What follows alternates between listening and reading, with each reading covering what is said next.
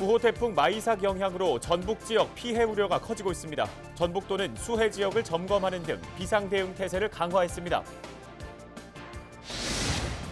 불륜 논란과 의장단 선출 잡음으로 비판을 받아온 김제시의회 의장에 대해 주민 소환 절차가 진행되고 있습니다. 시의장이 다시 한번 머리를 숙였지만 안팎의 갈등이 봉합되기까지는 상당한 시간이 걸릴 것으로 보입니다. 전북 지역 8월 소비자 물가가 지난해 같은 기간보다 소폭 상승했습니다. 긴 장마와 집중호우에 따른 채소류 가격 상승 등이 일시적으로 영향을 미친 것으로 분석됐습니다. 전북 지역에서 신고를 받고 출동한 119 구급 차량이 3건의 한 건꼴로 환자 이송 없이 빈 차로 돌아오는 것으로 나타났습니다. 출동 과정에 취소된 경우가 가장 많았습니다.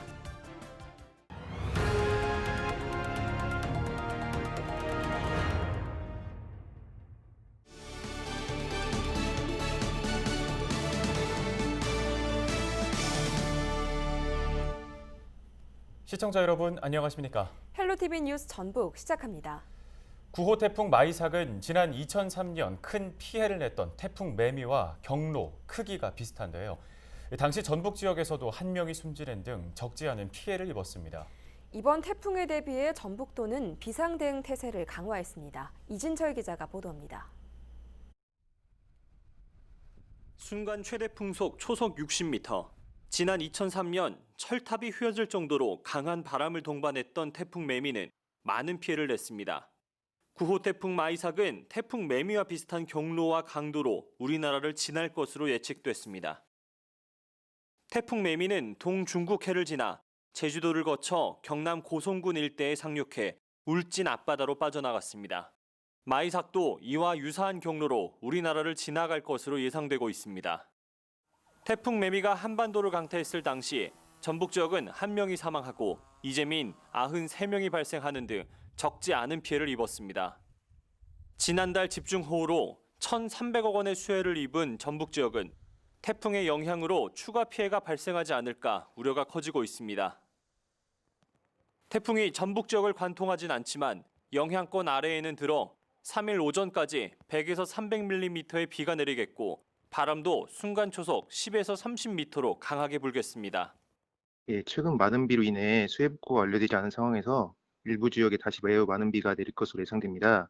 따라서 추가 피해, 저지대 침수 및 그리고 하수 범람 등에 유의하시기 바라며 전북도는 태풍 비상대응 태세를 가동해 비상근무에 들어갔습니다. 지리산과 내장산 등 국립공원 탐방로 75곳의 입산과 여객선 4개 항로를 통제했고 어선 3천여 척을 피항했습니다. 태풍 마이삭은 3일 새벽 우리나라에 상륙해 오전 중 동해상으로 빠져나갈 것으로 예상되고 있습니다. 헬로티비 뉴스 이진철입니다. 제9호 태풍 마이삭이 북상하면서 전북 서해안 연안해역에 연안사고 위험 주의보가 발령됐습니다. 부안해양경찰서는 2일 낮 12시를 기해 연안사고 위험 예보를 주의보로 올렸습니다. 부안해경은 태풍 피해를 우려해 위험구역에 비치한 각종 안내 표지판을 준수하고 출입 통제 장소엔 들어가지 말라고 당부했습니다. 전북 지역 8월 소비자 물가가 작년 같은 달보다 0.7%가량 상승했습니다. 호남통계청 전주사무소는 8월 소비자 물가지수는 104.96으로 작년 같은 달보다 평균 0.7% 올랐다고 밝혔습니다. 이 가운데 농축수산물 등 신선식품 지수는 16.5%가량 올렸습니다. 이는 장마와 집중호우에 따른 채소류 가격 상승 등이 일시적으로 영향을 미친 것으로 분석됐습니다. 특히 배추는 작년 같은 달보다 80%, 돼지고기는 17.3%가량 각각 상승했습니다. 김제시 의회는 불륜 논란과 의장단 선출 과정에서 빚은 갈등으로 비판을 받아왔는데요. 주민들은 이에 대한 책임을 지라며 시의장에 대한 주민 소환 절차를 밟고 있습니다. 이런 가운데 열린 임시회에서 의장은 다시 한번 머리를 숙였지만 안팎의 갈등이 봉합되기까지는 상당한 시간이 걸릴 것으로 보입니다. 정명기 기자입니다. 지난 7월 눈 뜨고 못 볼 추태가 벌어진 김제시의회 본회의장. 너 방송 아니냐? 방송 지금 보여줄래? 제가 꽃뱀입니까? 야, 꽃뱀 아니었어? 후반기 의장단 선출 과정에서는 민주당과 무소속 의원 간 노골적인 자리 다툼까지 벌어졌습니다. 오늘 여기 민주당 의원님들이 다 참석 다 했단 말입니다. 그러면 9표는 취할 거 아닙니까? 에? 그런데 듣자니 무슨 말씀하세요 지금? 에? 듣자니 말이야. 의장은 지금 다른 사람으로 바뀌고 부의장도 바뀌고 시의회가 제 역할을 못하고 김제시 명예를 떨어뜨리면서 급기야 일부 시민사회단체가 주민 소환 절차를 추진하고 있습니다. 전반기에 이어 후반기 의장으로 선출된 시의장 책임이 크다는 겁니다. 원주현 의장이 이 문제를 사태를 수습하기는커녕 우리 하반기 의장에 이제 도전을 하면서 이 사태가 더 이제 확장이 되면서 너무 시민들이 분노가 이제 극에 달한 상태가 됐습니다. 파행을 빚었던 시의회는 2일 임시회를 열었습니다. 의장은 회의에 앞서 시민에게 죄송하다며 머리를 숙였습니다. 시의회를 대표하는 의장으로서 8대 김제시의 원구성 이후에 발생한 여러 갈등과 사태를 조기에 수습하지 못하고 공백을 자축한 의장으로서 시민들께 죄송하다는 말씀 드리겠습니다. 죄송합니다. 성추문으로 제명된 남녀 의원 자리는 치워졌고 의원 1명을 뺀 나머지 11명이 다 참석하면서 제자리를 찾아가는 모습입니다. 그렇지만 여야 의원 사이 감정의 골은 여전한 가운데 일부 시의원들은 명예훼손 혐의로 시민 여럿을 고소하면서 안팎의 갈등이 계속되고 있습니다. 헬로티비 뉴스 정명규입니다. 한 달 앞으로 다가온 22회 김제 지평선 축제는 온라인 방식으로 축소해서 치러집니다. 김제시는 코로나19와 공존하는 새로운 형태의 축제를 선보이겠다며 온라인 프로그램 18개를 확정했다고 밝혔습니다. 김제시는 원래 축제 예산 24억 원 가운데 6억 원 정도를 사용하고 나머지는 반납할 예정입니다. 김제에서 시내버스와 25톤 트럭이 부딪혀 운전자와 승객들이 다쳤습니다. 지난 화요일 오후 2시 10분쯤 김제시 용지면의 한 교차로에서 시내버스와 덤프트럭이 정면으로 부딪혔습니다. 이 사고로 버스기사와 승객, 화물차 운전자 등 6명이 크고 작은 상처를 입어 병원으로 옮겨졌습니다. 경찰은 차량 운전자 등을 상대로 정확한 사고 경위를 조사하고 있습니다. 전북 지역에서 신고를 받고 출동한 119 구급 차량이 3건의 한 건꼴로 환자 이송 없이 빈 차로 돌아오는 것으로 나타났습니다. 전북 소방본부는 올해 상반기 전체 출동 건수 57,600여 건 가운데 환자 미이송 건수는 막 6,300여 건으로 전체의 28%에 달했다고 밝혔습니다. 미이송 사례를 살펴보면 출동을 하는 도중 취소한 경우가 31%인 5,100건으로 가장 많았습니다. 다음으로 구급차가 현장에 도착해도 환자가 없어 이송이 불가능한 경우도 2,400여 건에 달했습니다.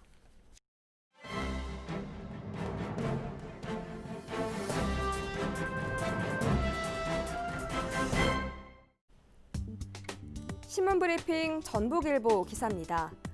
최근 조합 설립 인가를 마친 전주 하가지구 재개발구역이 시공사 선정을 앞두고 부동산 투기 과열 양상을 보이고 있다는 기사입니다.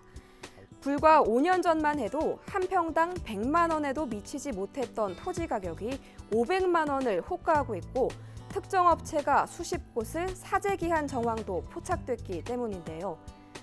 전주 하가지구 재개발 사업은 지난 2006년 전주시로부터 예비 정비구역으로 지정받아 2020년 6월 4일 조합 설립 인가를 받으며 전주 지역에서 가장 주목받는 주택 재개발 정비사업구역으로 급부상하고 있습니다. 인근에 전주 천변이 있는 데다 전북대와 우석대 등 학군이 뛰어나고 고속도로 진입이 용이하다는 이점과 함께 전주 지역은 정부의 부동산 규제 지역에도 해당되지 않기 때문인데요.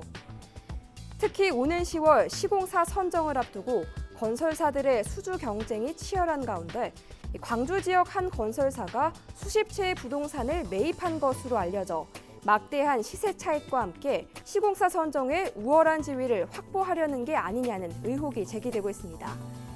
이 건설사는 지난 2017년부터 하가구역 내 빌라 등을 매입했는데 당시에는 회사 명의로 매입했으나 조합 설립 인가를 받기 전인 5월 25일 부동산 23건을 모두 광주에 거주하는 외부인들에게 매매했습니다. 또 덕일빌리지 48세대 중 39세대를 매입한 후 2017년 12월 6일 광주에 거주하는 개인들에게 전 물량의 매매가 이뤄졌습니다. 전북지방경찰청이 하가구역의 비정상적 부동산 거래와 관련해 부동산 실명법 위반 등에 대한 조사에 착수했는데요. 재개발 사업과 관련된 부동산 투기에 제동이 걸릴지 신문은 그 기추에 주목하고 있습니다. 지금까지 신문 브리핑이었습니다.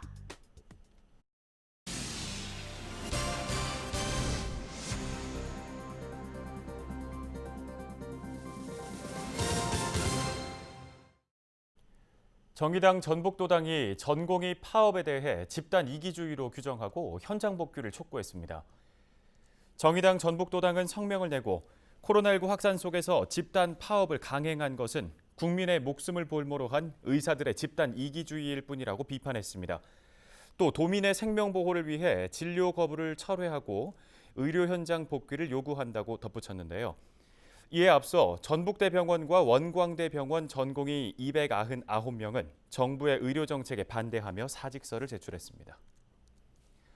전북 지역 금융 관련 민원 가운데 보험 분야가 가장 많은 것으로 파악됐습니다.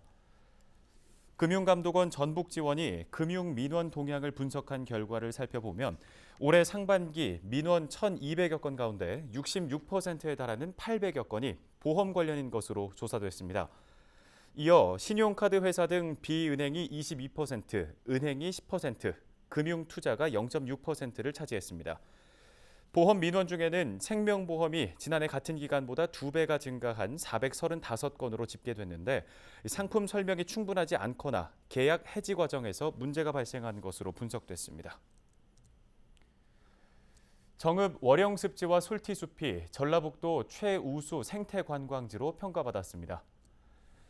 시는 전북형 생태관광 육성사업 공동 플랫폼 구축을 위한 행정과 주민의 활동이 활발하게 이뤄진 부분이 이번 평가에서 높게 평가됐다고 밝혔습니다. 최우수 등급을 받은 정읍시는 2021년 생태관광지 조성 사업지 12억 원과 인센티브 5천만 원을 확보하게 됐습니다. 정읍시의회가 2일 1차 본회의를 열고 14일 동안 임시회 일정을 진행합니다. 2일 열린 본회의에서 정상섭, 이도형, 이상길 의원이 5분 자유 발언을 통해 정책적 제안을 했는데요. 이어 2020년도 2회 추경 예산안과 예산결산특별위원회 구성의 건 등 안건을 상정했습니다. 3일 상임위원회별 조례안 등 안건 심사를 시작으로 주요 사업장 현장 방문과 예산결산특별위원회 활동 등이 진행될 예정입니다. 남원시는 총 사업비 47억 원을 투입해 내년부터 스마트 상수도 관망관리 인프라 구축 사업을 추진합니다. 이 사업은 수돗물 공급 관망의 감시 체계를 구축해 사고를 사전에 방지하도록 인프라를 구축하는 사업입니다. 시는 사업 추진을 위해 오는 12월까지 환경부, 한국수자원공사와 협력해 기본계획 수립 용역을 완료할 계획입니다. 상수도 운영 관리를 체계적으로 추진하여 시민들이 안전하게 수돗물을 이용할 수 있도록 수질 관리에 노력하겠습니다. 날씨 정보입니다. 제9호 태풍 마이삭이 북상하고 있습니다. 목요일 새벽 부산 인근에 상륙해 영남 지방을 관통한 뒤 동해상으로 빠져나갈 것으로 보입니다. 우리 지역은 목요일까지 태풍 영향권에 들면서 강한 비바람이 불겠는데요. 무주, 장수, 남원에는 최대 300mm, 나머지 11개 시군에는 50에서 150mm, 또 최대 순간 풍속이 초속 20에서 40m로 매우 강하게 불겠습니다. 비는 목요일 낮 대부분 그쳐 금요일에는 맑은 하늘을 보이겠습니다. 목요일 강한 바람이 불며 기온은 크게 오르지 못하겠습니다. 임실 26도, 남원 27도, 그 밖의 지역은 28도를 보이겠습니다. 주간 날씨입니다. 10호 태풍 하이선이 북상하면서 일요일에는 또다시 비가 내릴 것으로 보입니다. 날씨 정보였습니다. 헬로티비 뉴스는 언제나 지역 주민 여러분 곁에 있겠습니다. 함께해 주신 여러분 고맙습니다.